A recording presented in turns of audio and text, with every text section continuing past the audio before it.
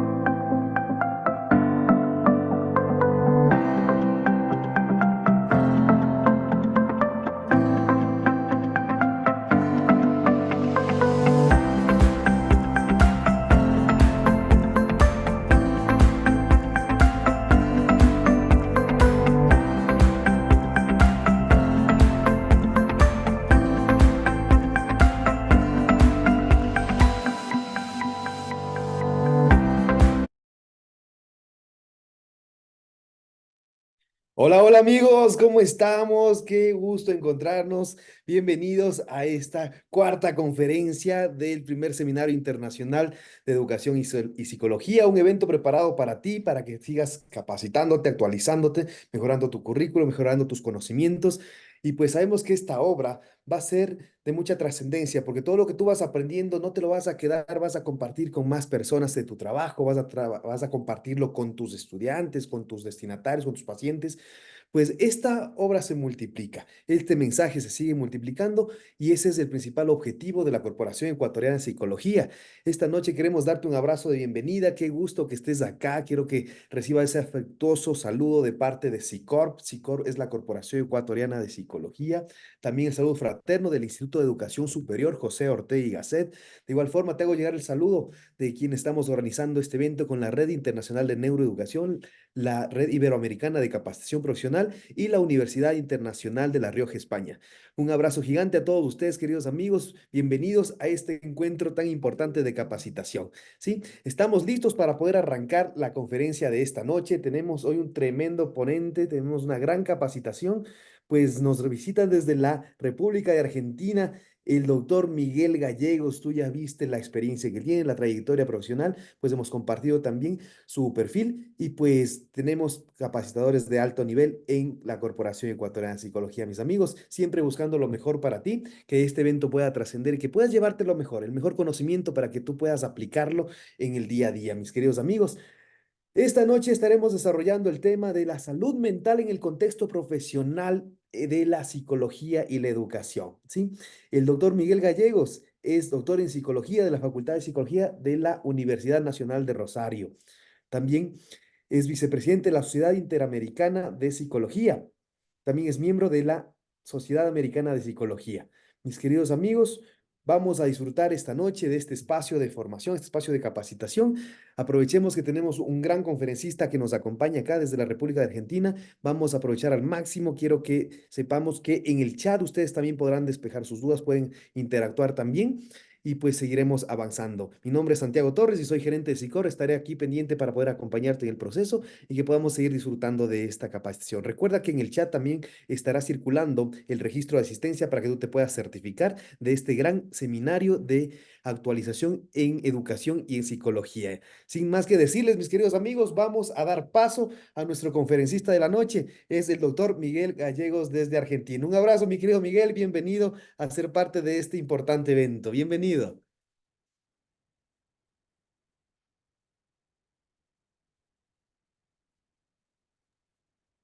Buenas noches, Santiago. Un gusto saludarte. Muchas gracias por la invitación, por la realización de este evento con tantos colegas de reconocida trayectoria y aportando conocimiento en los diferentes campos.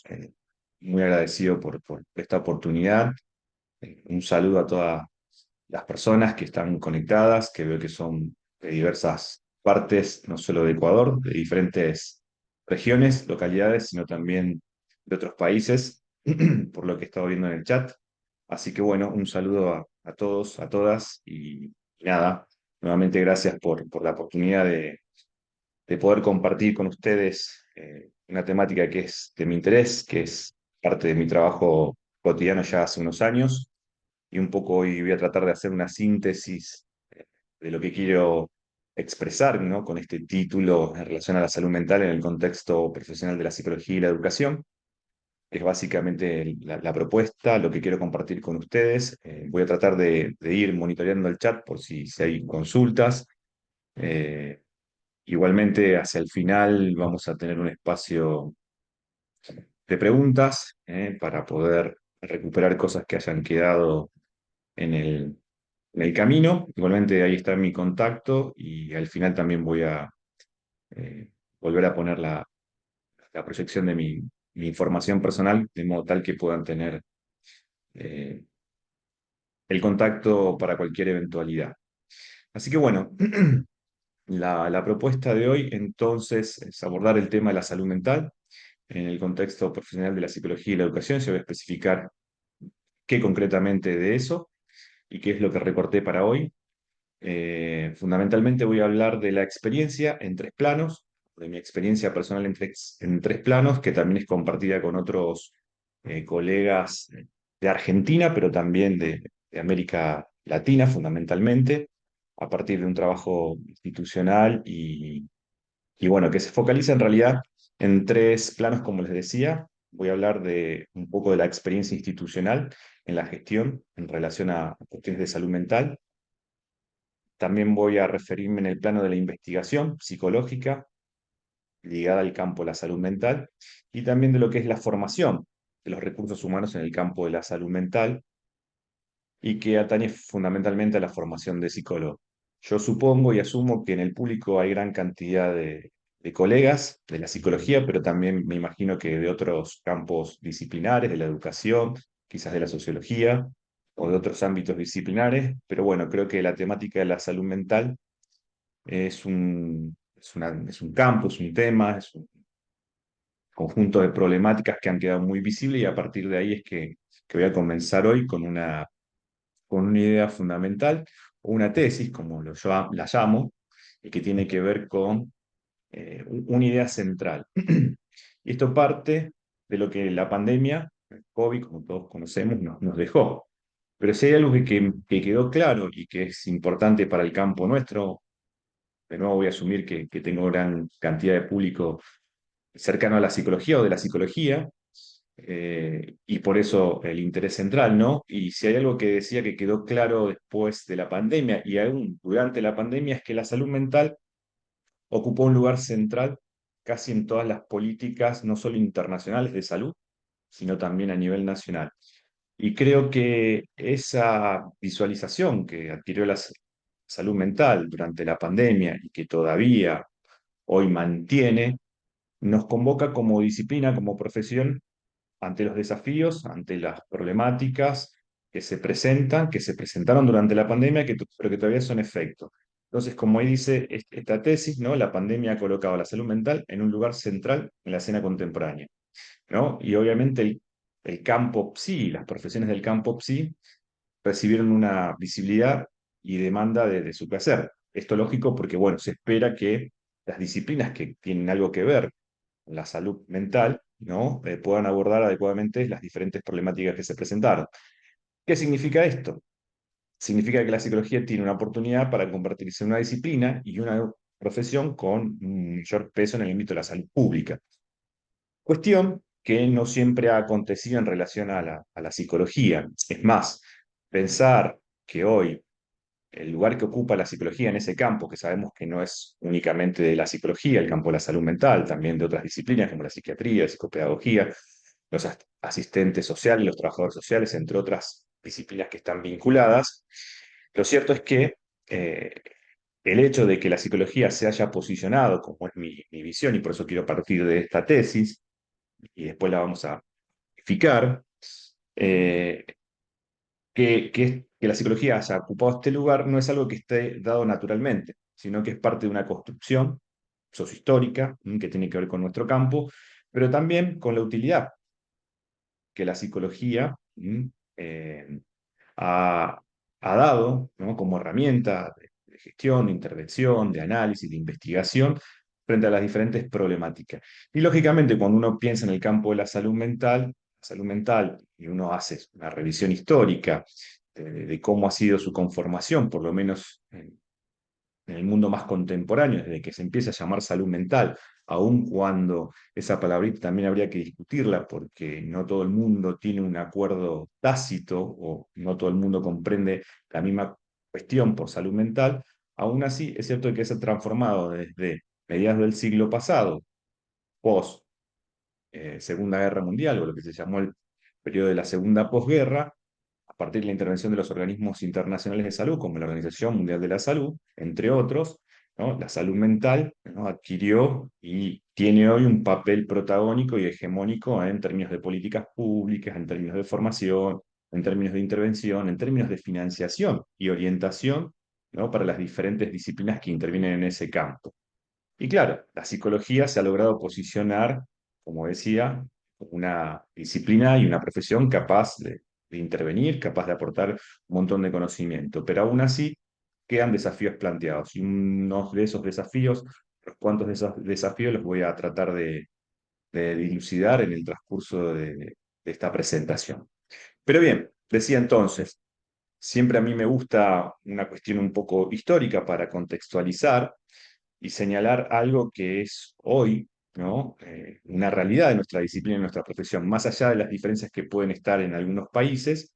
Lo cierto es que la psicología hoy se ha transformado en una disciplina con gran relevancia social, con gran presencia pública, con una cantidad de profesionales en formación y en ejercicio que impensado, en la lógica histórica, o por lo menos cuando uno va un siglo atrás, a principios del siglo XX, jamás nadie pensaba que la psicología, cuando se constituye como profesión, como carrera universitaria, que esto acontece a mediados de los años 50 del siglo pasado, ¿no? Que comienzan a desarrollarse las carreras de psicología en América Latina, nadie pensaba 20, 30 años antes que esta psicología, que esta profesión, se iba a convertir en la profesión más importante dentro del campo de las ciencias sociales y humanas.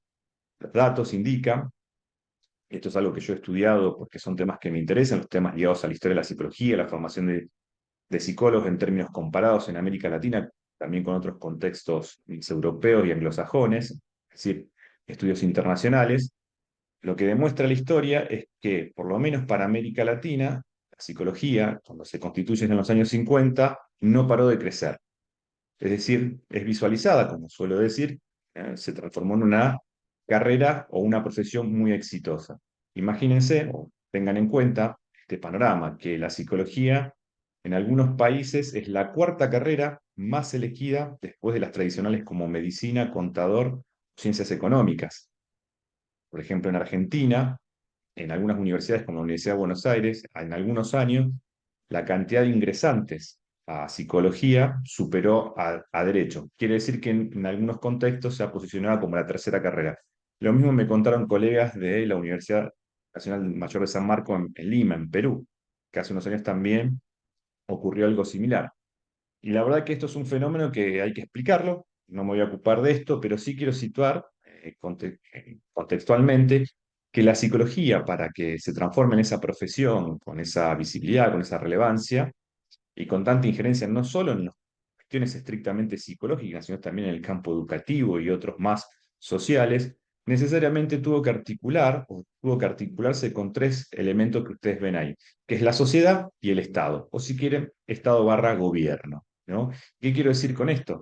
Que para que la psicología se convierta en esa carrera exitosa que devino y que no estaba planificada así, necesariamente tuvo que ocuparse de problemáticas y demandas de tipo social. Y a su vez servir como una herramienta para que los estados, los gobiernos, puedan nutrirse de la psicología y absorber o recubrir ese tipo de demandas de tipo psicosocial, de salud mental, entre otras, ¿no? Que sabemos que es la psicología.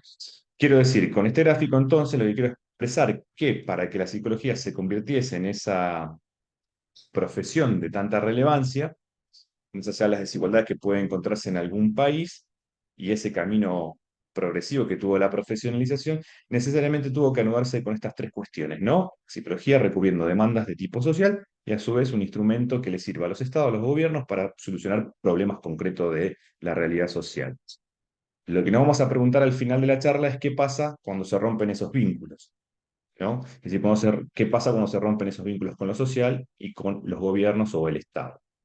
Esto también me sirve para incluir lo que es la salud mental. La salud mental tampoco era un campo que estaba predefinido para la profesión de la psicología, sino más bien debe ser visualizado. Y los estudios históricos lo plantean como una tesis o una hipótesis a investigar y a contrastar con otras realidades. Eso lo tengo más estudiado obviamente en Argentina, pero el campo de la salud también puede ser visualizado como una progresiva conquista de nuestra profesión, que como dije, no es algo que estaba previamente definido cuando las carreras de psicología comienzan a organizarse, estructurarse y a desarrollarse como tal.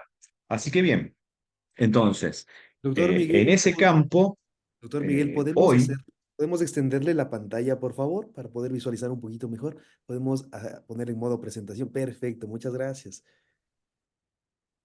muy bien, entonces, eso lo podemos también extender, es esa matriz, como yo le llamo explicativa o interpretativa, o de tipo histórica, también lo podemos extender a la noción o al campo de la salud mental, digamos, y como dije, una progresiva conquista de nuestra profesión. Ahora bien, volviendo ya al presente y situando esta cuestión histórica solamente para los efectos, después volver hacia el presente, hacia el final, y preguntarnos qué pasa cuando se rompen esos vínculos, lo cierto es que la pandemia nuevamente nos colocó en un lugar de preponderancia profesional que tampoco estaba predefinido. Si uno dice, bueno, desde las organizaciones psicológicas, de nacionales, internacionales, regionales, había eh, una intención deliberada de que esto suceda, no, la verdad que eso no. Cuando uno no lo analiza, evidentemente esto no estaba como una planificación. Pero por efecto del contexto y lo que sucedió durante la pandemia, nos volvió a colocar en escena. Entonces, yo considero que es algo que no se puede dejar de desaprovechar, de aprovechar en el sentido de que pensar las consecuencias que tuvo la pandemia en términos de salud mental y recuperar aquellos desafíos que obviamente van a implicar en los procesos de formación, en los procesos de investigación, en los procesos de vinculación de la psicología con las políticas públicas.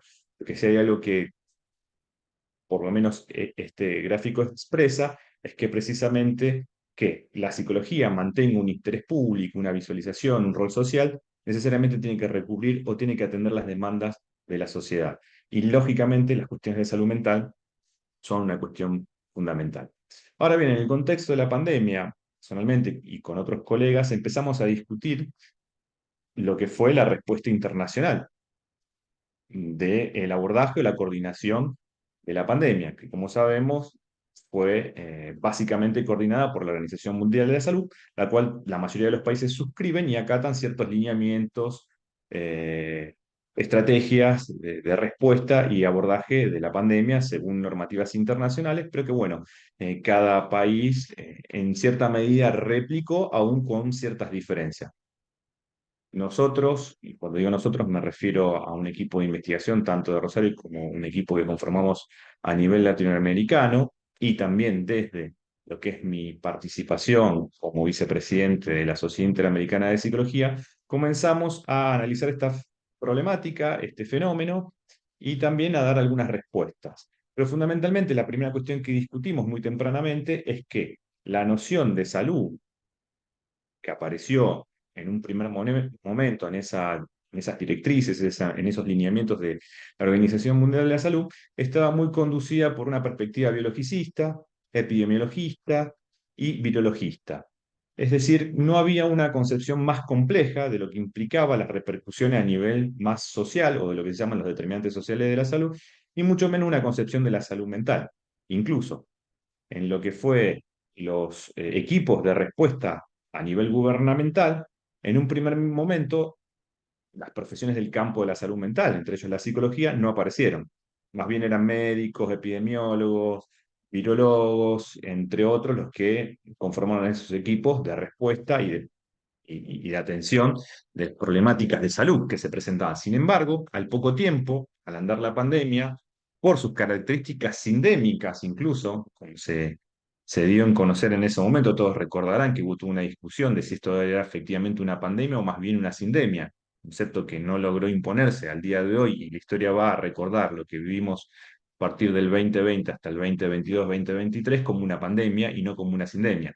Sin embargo, tuvo efectos visibles en términos de sindemias por la concurrencia y las manifestaciones que, más allá de lo que implicaba un virus y el alto contagio que eso implicaba y las consecuencias para la salud, sino todas las multideterminaciones que implicaba para la salud y los efectos sobre la salud mental que se hicieron visibles. No casualidad, se empezó a hablar de la segunda pandemia o la pandemia invisible de la salud mental al poco tiempo. Entonces, bueno, esto hizo que en un segundo momento las disciplinas sí, aquellas que tienen que ver con la salud mental, se incorporaran en esos equipos, como yo digo, tardíamente. Pero al margen de que no fueron, como suelo decir, que la psicología no fue tenida en cuenta, aún así eso no inhibió que las propias organizaciones de la psicología, las instituciones de educación superior en psicología, las instituciones, sociedades científicas, nacionales y regionales dieran una respuesta. Esto lo voy a mostrar con algunos indicadores. Pero bueno, muy tempranamente se publicó el 15 de abril, un equipo de psiquiatras, la revista The Lancet, que fue una de las revistas donde, para mí, fue una de las revistas donde hizo casi toda la pandemia, junto con otras, de las más conocidas, pero para mí The Lancet fue una revista que tuvo un montón de situaciones, no solo en términos de producción de conocimiento, que después fue multiplicado y altamente citado, pero bueno, muy tempranamente se hizo un llamado para que se pudiera abordar las cuestiones relativas a lo que eran las prioridades en salud mental y en términos de investigación, además del propio monitoreo de las temáticas relativas a la salud mental.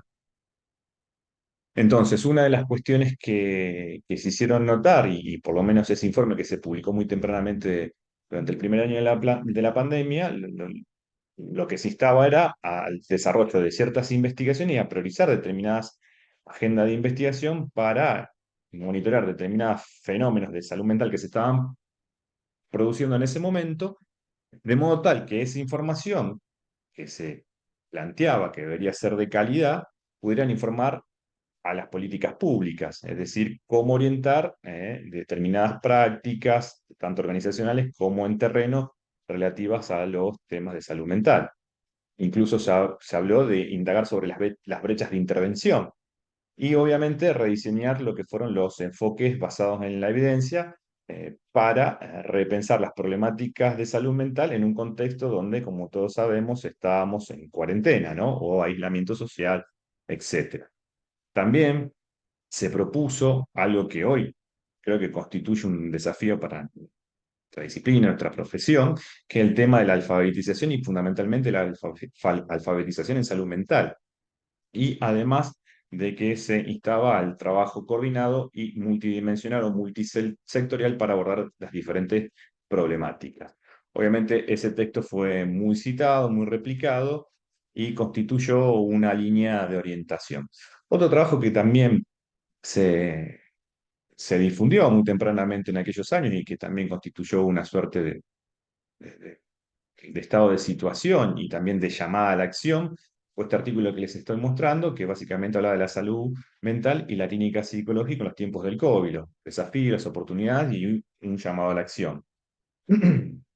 El artículo comienza diciendo que la modalidad de cambio estaba atrasada, se refiere a lo que son lo que fueron y lo que todos vivimos, ¿no? Este cambio de modelo de lo que fue la atención presencial a los modelos virtuales, remotos o a distancia, cosa que rápidamente las profesiones del campo PSI, de la salud mental, implementaron porque, bueno, las necesidades hicieron que esto se produjera de esta manera, ¿no? También se señaló la importancia de que la investigación psicológica pudiera ampliar y evaluar la eficacia y la efectividad de los tratamientos, porque obviamente el marco textual y donde se desarrollaba la práctica había cambiado, entonces era necesario no solo proveer de sistemas de atención de salud mental, sino además ver que eso que hacíamos necesitaba necesariamente una evaluación.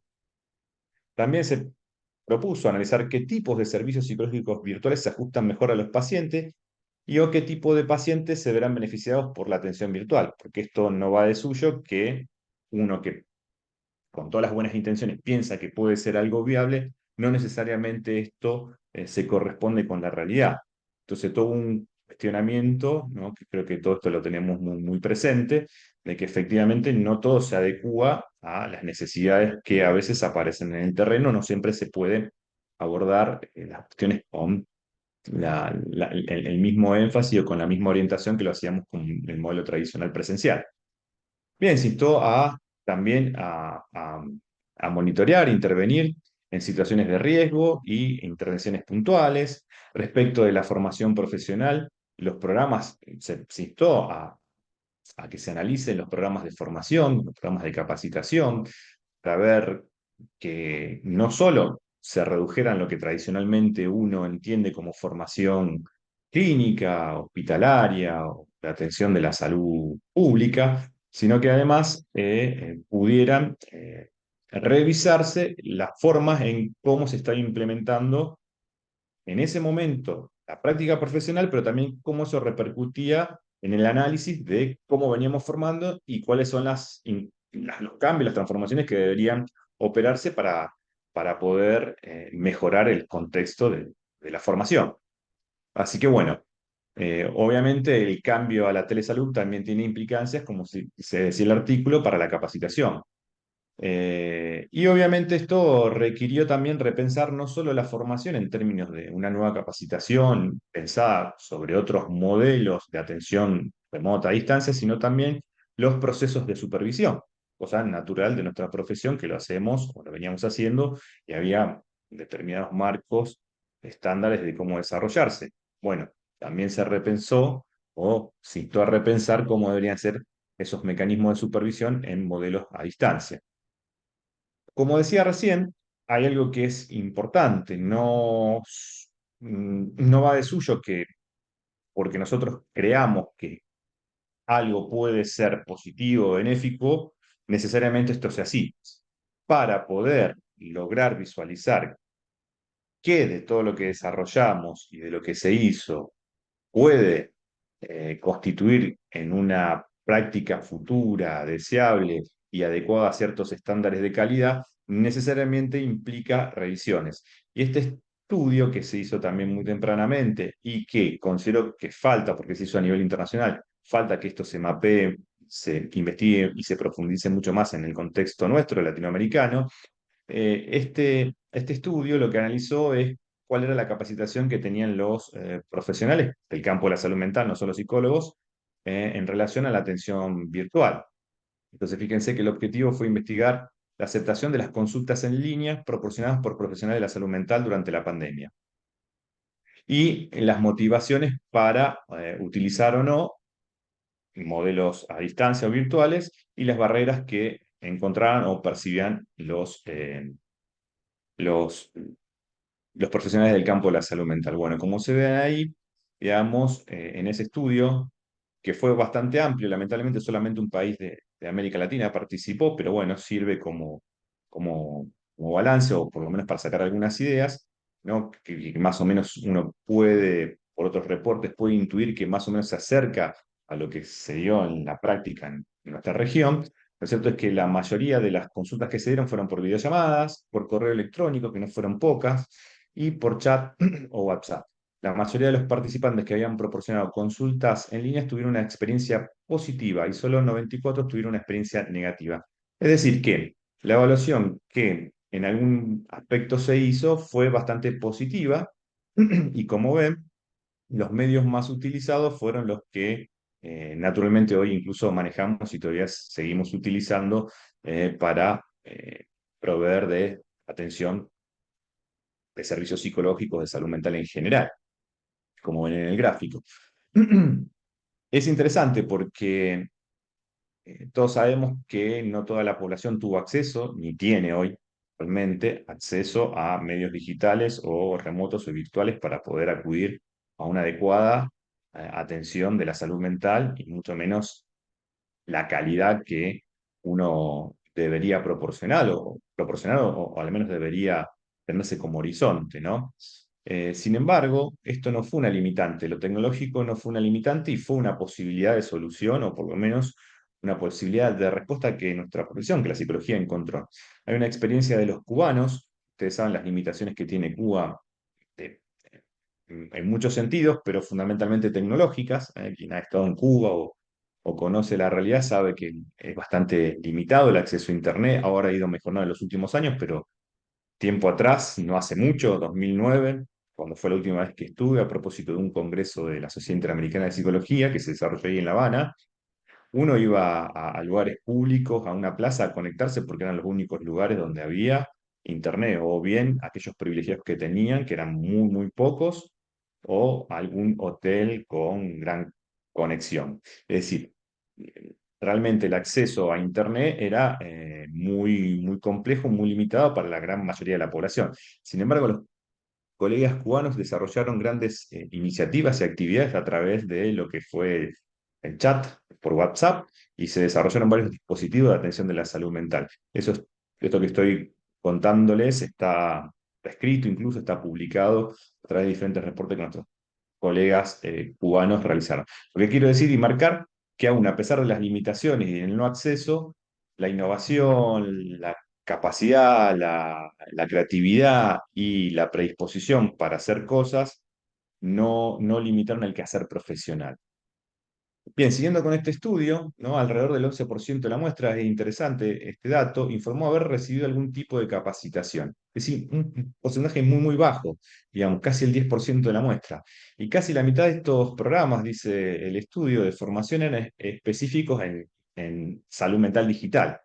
Sin embargo, la mitad de los programas de formación específica que las personas habían declarado que habían transitado en algún momento tenían una duración inferior a 4 horas. Es decir, que el nivel de capacitación para lo que implica el desempeño en dispositivos virtuales, tecnológicos, a distancia remoto, era muy bajo para el gran conjunto de los profesionales de salud mental que esta encuesta recubrió.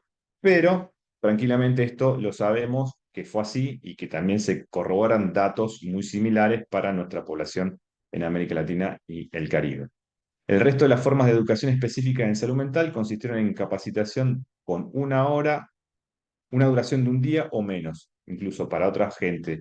Y en general lo que dice el estudio es que la capacitación era muy baja. Entonces, esto nos lleva a concluir, o por lo menos a tener ciertas ideas de que efectivamente la respuesta que se dio en estos términos, si bien fue espontánea, autogestiva, es decir, realizada con los propios recursos y limitaciones que contábamos en ese momento, aún así esta baja capacitación no impidió esta respuesta, pero lo cierto es que se hizo con una capacitación muy mínima y uno podría decir que hasta improvisada. Que después, bueno, también se han recuperado las problemáticas que surgieron en el transcurso de la implementación.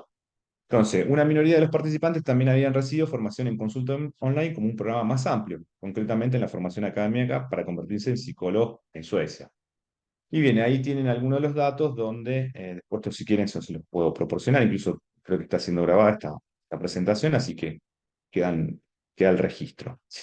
Bien, no me voy a detener más en esto, simplemente decir que como cuestión y conclusión es que la respuesta fue espontánea, autoorganizada, improvisada.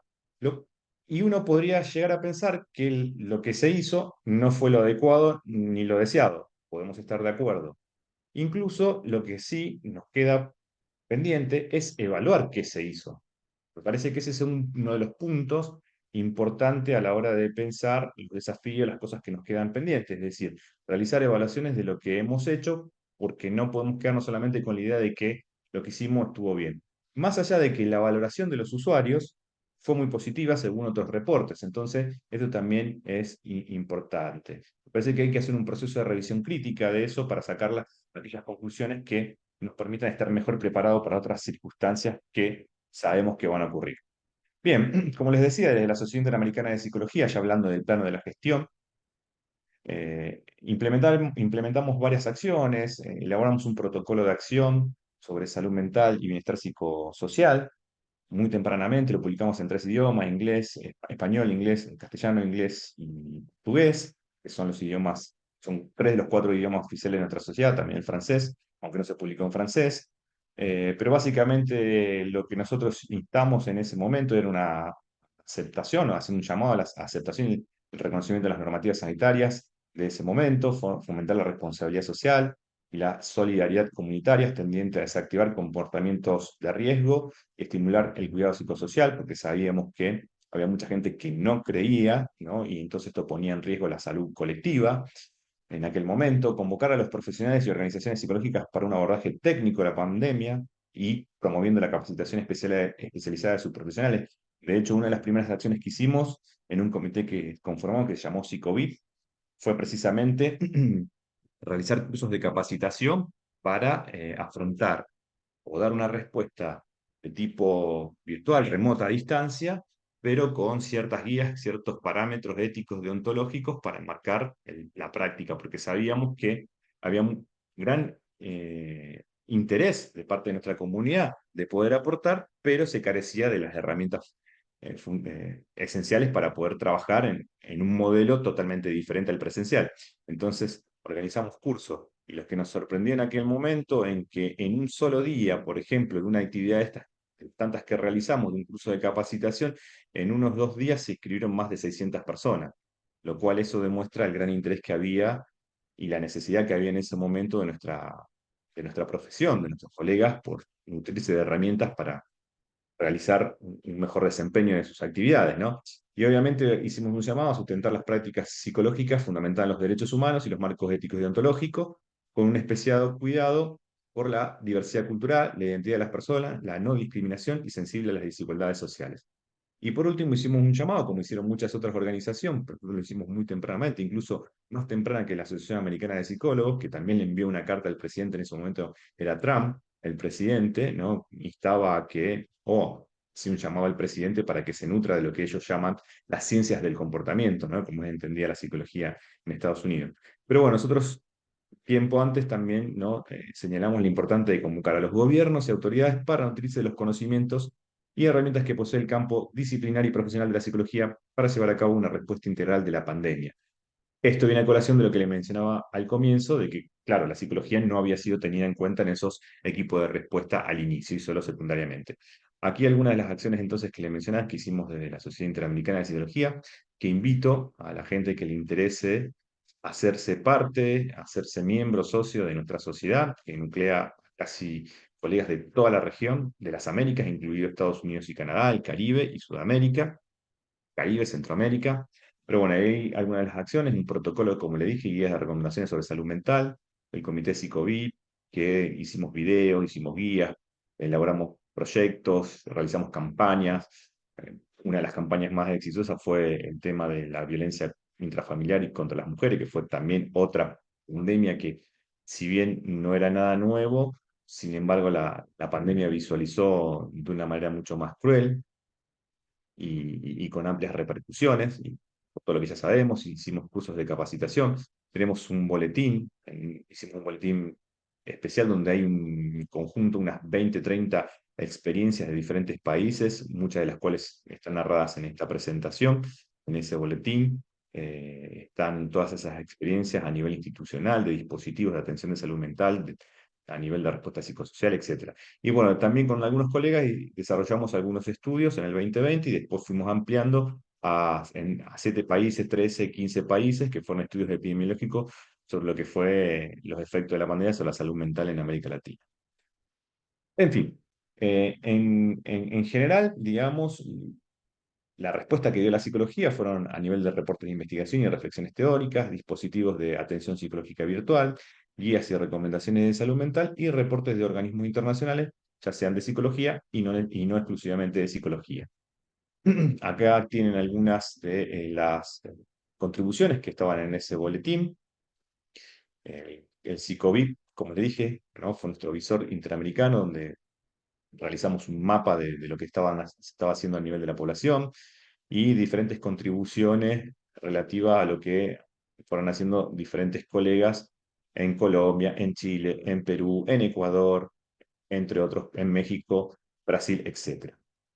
Bien, decía entonces que también no solo la respuesta o el afrontamiento de la salud mental y sus consecuencias relativas a la pandemia, comenzó a hacerse más visible para los gobiernos y algunos países, sorpresivamente, después en un segundo momento, al darse cuenta de que la salud mental importa y que tiene consecuencias quizás no visibles en lo inmediato, pero sí a largo plazo, empezaron a implementar diferentes dispositivos de atención psicológica. Por ejemplo, fue muy interesante lo que el gobierno, Ministerio de Salud de México, junto con la UNAM, la Universidad Nacional Autónoma de México, ¿no? Propuso como respuesta o como atención psicológica, ¿no? Y con este lema, mi salud también es mental ante el COVID, ¿no? De nuevo, esta idea de que la salud mental que no fue tenida al comienzo, luego o rápidamente en articulación con los profesionales del campo de la salud mental, se articularon diferentes dispositivos institucionales a nivel global o nacional. Esto, lo que aconteció en México, atendió, bueno, hay algunos reportes que analizan la cantidad de casos que en poco tiempo atendieron como demanda de la población y bueno, fue interesante el trabajo. Esto que específicamente se realizó en México también está en otros países, yo no puedo atender a contar todas las experiencias que hay, pero fueron innumerables y por suerte la psicología tuvo una presencia importante en este campo.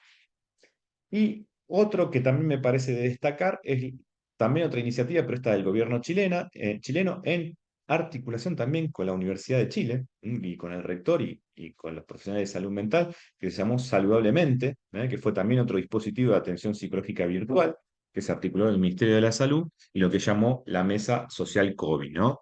También fue una plataforma que se implementó para atender las necesidades de la población. Es decir, que hubo una respuesta también gubernamental en términos de la salud y ahí se articularon algunos profesionales del campo de y la salud mental y particularmente de la psicología.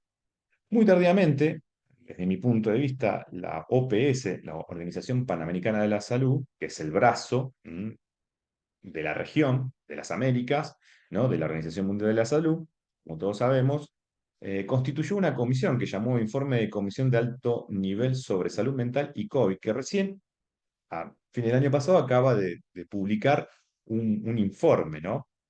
Un informe sobre la salud mental, lo que fue, lo que dejó la pandemia y que, bueno, también constituye un material de análisis para ver cómo las disciplinas que tienen que ver con la salud mental van a dar respuesta a esos desafíos que quedaron planteados respecto a la salud mental. Pero desde mi punto de vista, considero que la respuesta de los organismos internacionales, en este caso la OPS, la verdad que brillaron por su ausencia. Solo muy tardío lograron articular acciones a nivel macro. Y diré que todavía están atrasadas en comparación con lo que fue, por ejemplo, la respuesta a nivel de las organizaciones psicológicas en América Latina. Bueno, lo cierto es que ahí, acá lo que les estoy presentando, que puede ser que se corte un poco por la pantalla, o al menos a mí me parece así, eh, hicimos un estudio de lo que es una agenda de problemáticas o de temas que quedaron y que un poco recubre esa agenda de la OPS, pero en términos de lo que es la atención de la salud pública en salud mental, las prácticas profesionales en salud mental, la investigación, la formación, las poblaciones específicas que deberían ser atendidas y el contexto cultural y socioeconómico, fueron algunos de los puntos donde nosotros focalizamos en cuáles eran aquellos temas que quedaban pendientes o que deberían ser la agenda de investigación futura y de recubrimiento de nuestras prácticas profesionales. No me voy a detener en esto porque no me queda mucho tiempo y más bien quiero avanzar, pero como les dije, son innumerables las problemáticas y yo las voy a sintetizar en un cuadro más adelante. También, y yo creo que esto también estamos bastante hoy, mejor que hace un año o 2 años atrás, al poco tiempo de la pandemia se comenzó a hablar de lo que fue el post-COVID, el síndrome post-COVID, clasificado así por la Organización Mundial de la Salud, que al principio no le dio mucho crédito, pero que tiene que ver básicamente con los efectos derivados del COVID o de síntomas derivados del COVID que pueden resurgir o aparecer 3 meses después de haber cursado la infección o no necesariamente, comprobada por las pruebas que en aquel momento se aplicaban masivamente. Lo que se empezó a detectar es que había cierta sintomatología que era llamado este síndrome post-COVID, que quiere decir síntomas de larga duración del COVID, lo cual implicaba para la salud que determinadas cuestiones pasaran inadvertidas para los sistemas de atención de salud, porque claro, uno no atribuía que determinadas cosas que ya habían sucedido en el curso de la infección, para aquella gente que tuvo la suerte de sobrevivir y pasar indemne, digamos, el contagio por COVID, lo que sorprendía es que había sintomatología que volvía a aparecer o que se detectaba con el tiempo. Particularmente en relación a los síntomas de la salud mental, se hablaba de desorientación, de fatiga, de incapacidad para realizar determinadas acciones, todo lo cual llevó a repensar los límites de una pandemia, cuándo efectivamente termina una pandemia y si es que efectivamente una pandemia tiene fin. Y bueno, este síndrome post-COVID de larga duración, o esta sintomatología que continuaba, hizo repensar mucho estas cuestiones y sigue siendo un tema de análisis y de investigación, donde hoy ya hay bastantes publicaciones. Nosotros hicimos varios estudios en ese entonces para tratar de, y ahí hicimos un llamado de atención porque era algo que se había investigado muy poco en América Latina, siendo que en Europa y en Estados Unidos ya había un conjunto de publicaciones ya desde el 2020 y fundamentalmente a partir del 2021, ¿no? Así que bueno, lo cierto es que quedaron bastantes brechas de conceptual, teóricas, empíricas, de investigación, metodológicas y de población respecto de lo que era la atención o al menos el análisis de esta problemática que todavía sigue vigente porque siguen algunos estudios dando cuenta de que efectivamente estos síntomas COVID que suelen para el diagnóstico clínico, no solo de lo que nosotros consideramos la salud más fisiológica, sino a nivel de la salud mental, existen como fenómenos de larga duración. Entonces, hay un tema ahí pendiente que todavía requiere, y en parte en la psicología, en los profesionales de la salud mental, tenemos alguna cuestión, alguna injerencia y un tema de análisis de investigación todavía pendiente. Bien, ¿cuáles creo que serán los temas importantes a discutir? Bueno, lo que dije hace un momento, la pandemia mostró que hubo una escasa coordinación regional de la pandemia, es decir, es llamativo, la mayoría de los gobiernos lo quiso cerrarse sobre sí mismo, si bien cataron los lineamientos generales de la Organización Mundial de la Salud, hubo poca cooperación entre los estados a nivel de la región, porque todos automáticamente cerraron fronteras y demás, con lo cual eso trajo un montón de problemas psicosociales aledaños, que sabemos que el tema migrante, mucha gente que quedó varada o atrapada en diferentes países, gente que no pudo volver, que no pudo atender a sus familiares, en fin, un sinnúmero de situaciones que nosotros también hemos publicado algunos estudios sobre esas cuestiones, pero lo cierto es que se mostró escasa coordinación y como les dije, desde la Organización Panamericana de la Salud también no se notó una gran presencia. También es cierto que las comparaciones no son buenas, muchos en ese momento cayeron en las comparaciones, se comparaban con países, algunos presidentes o jefes de Estado o de los gobiernos hacían comparaciones bastante absurdas y pensaban que eran inmunes y sin embargo decían, bueno, si tomamos la política que tomaba Trump, no era tan buena y miremos a los países como Suecia, donde no hay eh, o el COVID afectó de una manera, etcétera, etcétera. Lo cierto es que fue llamativo porque esas comparaciones, si bien fueron realizadas en un momento, al poco tiempo muchos terminaron siendo afectados por esas cosas que decían que no les iba a tocar. Entonces, esto redunda en esta idea de que una pandemia no puede carecer de esta visión regional o de cooperación eh, interpaís, porque lógicamente estamos hablando de que esta pandemia afectó la interdependencia, ¿no? y una pandemia no se resuelve con cerrar fronteras. Eso quedó muy visible y creo que es una de las cuestiones que también quedan como cuestiones de orientación para futuras contingencias internacionales de salud. Y por supuesto, lógicamente, esto nos lleva al segundo tema, que es repensar los ejes de la formación y la práctica profesional en psicología, la articulación del rol disciplinario y profesional de la psicología con las políticas públicas, es decir, cómo nosotros, los profesionales del campo de la salud mental, tenemos injerencia sobre este contexto internacional.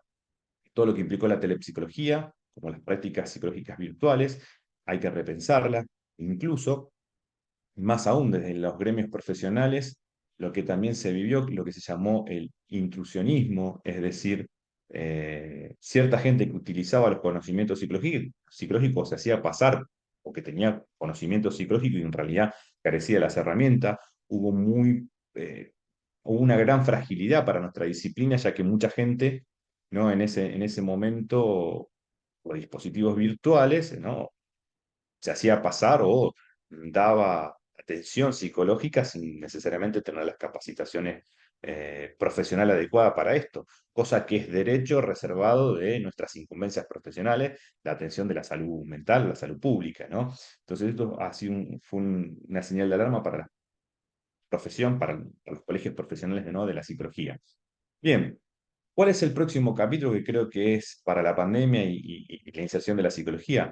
Hoy se está discutiendo, lamentablemente es un tema bastante invisible a nivel latinoamericano, pero se está discutiendo a nivel global, desde la Organización Mundial de la Salud, la elaboración de un tratado sobre pandemias.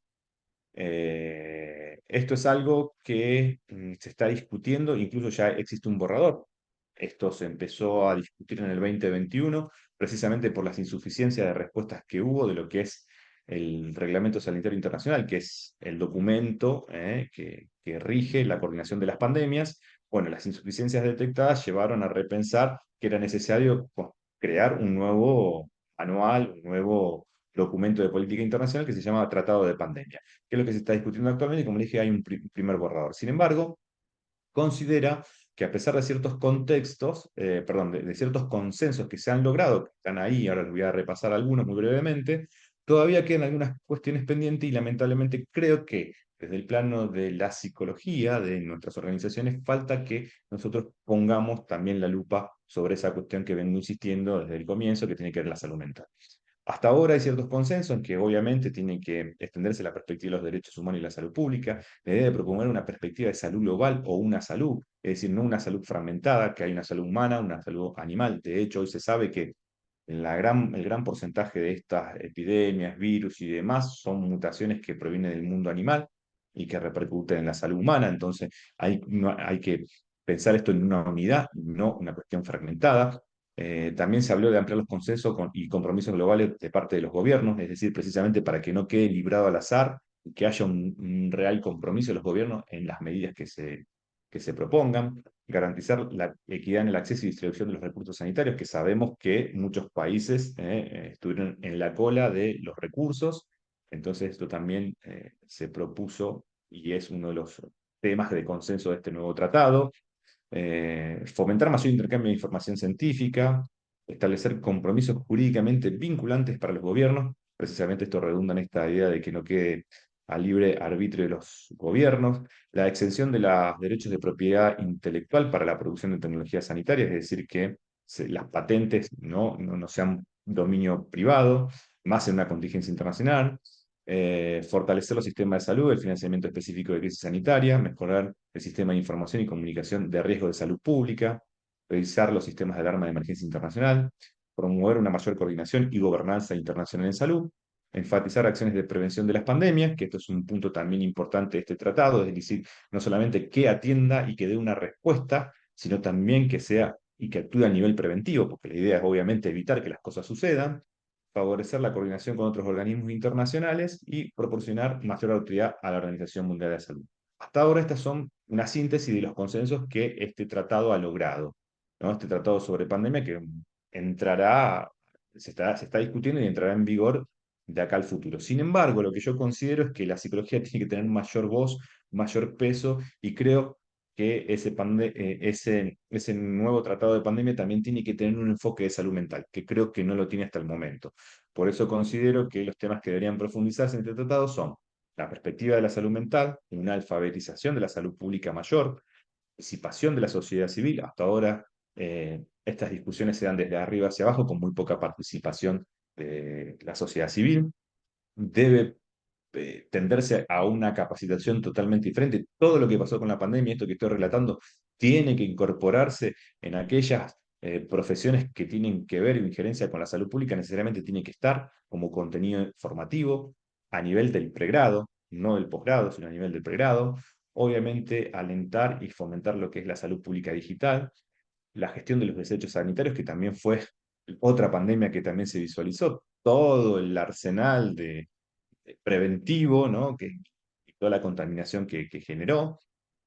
Obviamente una perspectiva bioética de las tecnologías sanitarias, el respeto por los derechos humanos, la identidad de las personas, etcétera. Un enfoque de género, un enfoque transdisciplinario y multisectorial de este tratado, una concepción más sindémica del tratado, cosa que dije que era también una cuestión de déficit, y obviamente un enfoque de resiliencia y empoderamiento. Es decir, que también esto, en consonancia con la idea de la prevención, no solo se focalice en las crisis, no solo se focalice en las rupturas, en las transformaciones, en los efectos, sino también repare en que las propias comunidades, las poblaciones, los países tienen propia capacidad de afrontamiento respecto de y pueden empoderarse respecto de cuestiones de salud pública, ¿no?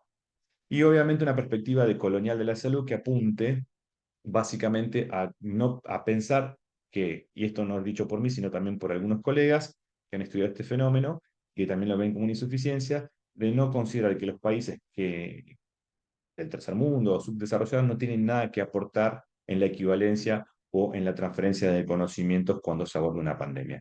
Son, creo, algunas de las cuestiones que creo que es necesario que este tratado incorpore y fundamentalmente, como dije, una perspectiva de la salud mental, para que no pase lo mismo que pasó con la pandemia. Ahora bien, ¿cuáles son entonces esos desafíos para ir concluyendo de la psicología en la pospandemia? Bueno, hay cuatro áreas: la formación académica, la práctica profesional, la investigación psicológica y las políticas públicas. Desde la formación académica, obviamente, es necesaria una adecuación de las enseñanzas y del aprendizaje, repensar las reglamentaciones y los procesos formativos, repensar las prácticas profesionales. No teníamos universidades e instituciones adecuadas para el funcionamiento remoto, sin embargo lo hicimos como pudimos, pero no estábamos preparados de la infraestructura tecnológica, pero tampoco reglamentaria. Es decir, muchas cosas de las que hicimos durante la pandemia en términos de capacitación estuvieron por fuera de los reglamentos. Esto es necesario repensarlo. Incluso la dimensión de las prácticas profesionales, muchas de lo que son las residencias, eh, internados o prácticas profesionales o preprofesionales, como se suelen llamar, ninguna de esas áreas o de esas formaciones están pensadas o están diseñadas para la formación a distancia, remota, virtual. Bueno, creo que esto obviamente hoy por hoy ya es evidente, pero bueno, hay que repensarlo y hay que instituir, ¿no?, este tipo de prácticas en la formación básica, ¿no? De la práctica profesional, obviamente, una adecuación de las prácticas y los servicios, el encuadre de las prácticas particulares y públicas, y obviamente el encuadre de los marcos éticos y deontológicos, cosas que dijimos no se tuvieron en cuenta, y además, obviamente, la necesidad de evaluar lo que se hizo. Sin una evaluación es muy difícil, es muy probable que estemos a ciega en el futuro. Es necesario evaluar qué es lo que se hizo bien, cómo se hizo y cuáles son las experiencias, las enseñanzas que hay que extraer para poder orientar mejor la práctica en un futuro, ¿no?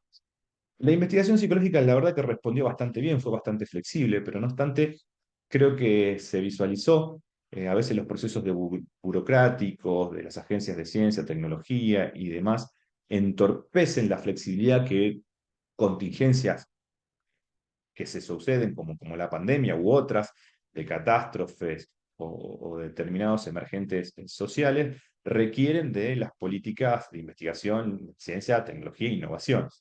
Creo que hay que constituir un fondo específico de emergencia para que esté disponible a la hora de que se sucedan estas cosas que pueden ser, no a nivel global, pero también a pequeña escala en cada uno de los contextos, cada una de las regiones, cada uno de los países. Entonces creo que hay todavía algunas cosas que la investigación psicológica puede mejorar, ¿no?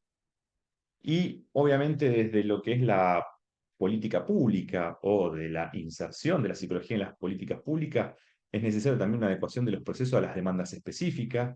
Necesitamos tener cierta flexibilidad y cierta formación que nosotros carecemos y que la formación hasta ahora no ha brindado, que es un perfil de la psicología con mayor vínculo con las políticas públicas. Generalmente se forma muy poco o es un déficit de la formación de grado y de posgrado, diría, el hecho de formar o estimular o alentar un perfil de profesional que tenga capacidad de dialogar con la política pública, de la construcción de determinados programas, proyectos de impacto social público. Esto lo digo en función de que los que saben, que tengan experiencia, saben que no es lo mismo hablar para el mundo académico, no es lo mismo la enseñanza universitaria que hablar con un político, con un senado, con diputados, con políticos en general, donde uno tiene que hacer una traducción muy escueta, muy puntual, muy objetiva respecto de lo que quiere transmitir. La psicología tiene muchos conocimientos para poder aportar en términos de políticas públicas, pero nos falta hacer esa transferencia. Probablemente lo que nos falte es un perfil profesional adecuado que nos permita hacer eso. Dentro de eso también creo que es importante la comunicación social de los conocimientos. De nuevo, no es lo mismo hablar en el ámbito académico que hablar, por ejemplo, con los medios. Incluso creo que hace falta construir un profesional especializado en estas cuestiones de divulgación social y fundamentalmente que atienda hoy lo que es una realidad y una necesidad. Digamos, todo lo que tiene que ver con la fake news, con la información falsa, teorías conspirativas, bueno, necesitamos un rol dentro de la psicología, dentro de nuestra disciplina, que pueda tener profesionales capacitados para poder intervenir en esta cuestión, porque sabemos que muchos de los problemas de salud son profundizados precisamente por cuestiones que se dan a nivel de la socialización de los conocimientos o de las teorías erróneas, conspectivas, etc. Entonces ahí tenemos un gran problema que creo que es un déficit de la formación tanto de grado como de posgrado. Por eso este cuadro que si bien muestra que la formación académica va hacia la profesión y a su vez vuelve, pero también va a la investigación psicológica, quizás se encuentra un poco alejado de las políticas públicas. Entonces creo que ahí en esa línea transversal roja, creo que ya desde el grado hay que insistir esto, de que la psicología puede, debe y necesita tener una mayor injerencia, un mayor impacto en las políticas públicas.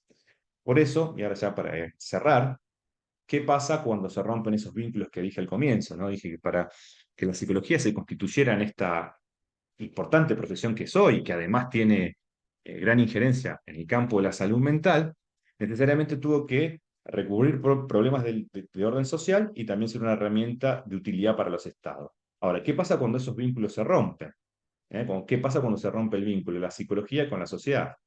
Cuando se rompe ese vínculo desde la formación y la profesión, se nos volvemos en una disciplina, una profesión insensible a los problemas sociales. Es decir, que formamos para algo que en realidad socialmente no está ocurriendo, o mejor, o a la inversa. Hay problemas del orden del campo social o emergentes del campo social, de nuestra realidad, que no son recubiertas ni por la formación, ni mucho menos por la profesión, porque se carece de las herramientas. Entonces, como siempre suelo decir, necesitamos currículos flexibles o que esos currículos, además de formar en lo que formamos tradicionalmente, también tengan ese oxígeno de poder incorporar lo que pasa socialmente. Si no está ese monitoreo, perdemos esa capacidad de dar respuesta a los problemas sociales.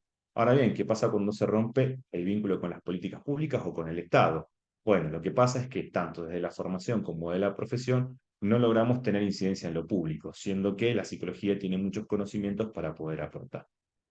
Así que bueno, hasta acá mi intervención. Espero que esta presentación haya sido de su interés. Ahí estoy haciendo difusión de lo que va a ser nuestro congreso regional ahora que se va a dar en Arequipa, del 25 al 28 de junio, ya en poquitos días, casi un mes menos. Nos vamos a reunir en la ciudad de Arequipa, un gran- una gran cantidad de colegas de diferentes partes de las Américas en ese evento. Así que bueno, aguardo respuesta y le devuelvo la palabra a Santiago. Muchísimas gracias por estar aquí presente y espero que le haya interesado esta presentación. Muchas gracias. Excelente, gracias, doctor Miguel. En el chat, mis queridos amigos, está está un espacio para que puedan ustedes también generar alguna inquietud, preguntas a nuestro conferencista de la noche. Pueden hacerlo con toda confianza. Nos están comentando que les pareció excelente, excelentes investigaciones y realidades actuales. Gracias por compartirnos todo eso. Mi querido doctor Miguel Gallegos, nos agradece mucho por la presentación. Cuéntenos sus comentarios al respecto. También si tienen alguna duda, inquietud, podemos reforzar también. Pues igual Mercy está muy agradecida por la ponencia. Alexandra igual, gracias por la información. Excelente, mis queridos amigos. Queremos saber si hay alguna duda, inquietud. También durante la capacitación está circulando un registro de asistencia para las personas que deseen certificarse. Pueden hacerlo con toda confianza. Exposición muy exitosa, nos dicen. Martín, gracias por toda esa confianza. Y pues el chat está abierto también para ustedes. Recuerden que todavía están a tiempo de obtener su certificación, materiales y demás beneficios que tienen también con el seminario. Eso es, mis queridos amigos. Revisamos en el chat. Hay varios mensajes de gratitud. Gracias por eso. Excelente, gracias por esa confianza, mis queridos amigos. Excelente ponencia, nos dicen también por interno. Gracias por aquello. Una vez más, entonces, si no hay inquietudes, mis queridos amigos, vamos a agradecerle con ese Ay, abrazo fraterno a la Santiago, distancia a nuestro querido conferencista de la noche, el doctor Miguel Gallegos. Le cedemos la palabra, por favor. sí, ahí estaba revisando más atrás, yo no lo visualicé. Algunos comentarios. La salud mental, hay varios. Perdón que yo no los visualicé por el afán de ir con la transmisión de lo que quería decir. Todas estas experiencias que están compartiendo, nuestros conferencistas nos alientan, nos hacen tomar conciencia, seguir preparándonos para alta responsabilidad que tenemos en acompañar a la humanidad. La salud mental debería ser un eje central en la sociedad, sin duda, compartimos esa idea. Tenemos una gran responsabilidad como colegas, de acuerdo. En la pandemia gané experiencia con los procesos virtuales, había mucha demanda, es cierto. Se pudo acompañar a muchas personas, considero que faltó mayor acompañamiento psicológico en nuestro país.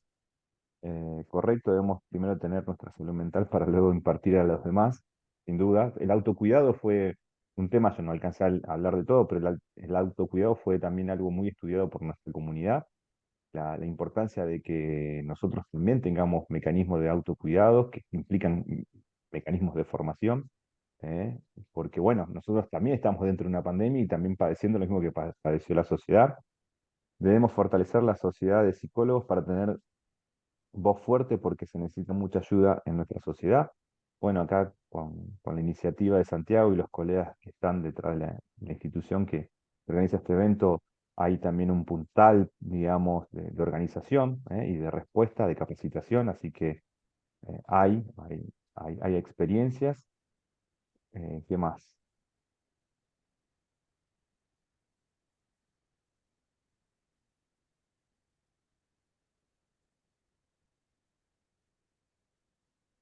También nos llegan comentarios como felicitaciones por la excelente ponencia. La salud mental nos permite hacer frente a los momentos de estrés de la vida. Por supuesto que sí.